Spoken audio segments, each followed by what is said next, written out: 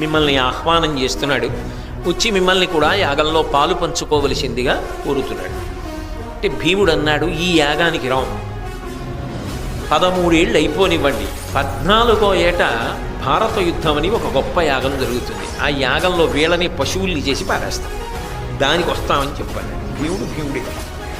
అంటే ధర్మరాజు అన్నాడు, తప్పు అలా మాట్లాడకూడదురా, మనకు ఆహ్వానం పంపారు కదా, అంత ప్రేమతో ఆహ్వానం పంపించాడు దుర్యోధనుడు, కృతజ్ఞుడిని, చాలా సంతోషం. కానీ ధర్మం అని ఒక మాట ఉంది కదా, మేము అరణ్యవాస అజ్ఞాతవాస నియమంలో ఉన్నాం కదా, అరణ్యవాసం చేస్తున్న వాళ్ళం అరణ్యవాసం వదిలేసి మళ్ళీ యజ్ఞానికి అని చెప్పి నగరంలోకి వచ్చి అంతఃపురంలోకి వచ్చి ఎలా కూర్చుంటాం, సాధ్యం కాదు కదా, అందుకని మేము అరణ్యవాసంలో ఉన్నామని చెప్పండి, యజ్ఞం చక్కగా చెయ్యాలని ధర్మరాజు గారు కోరుకుంటున్నాడు అని చెప్పి. ఏమి పెద్దరికం, ఏమి విశాల హృదయం, ఎంత అద్భుతమైన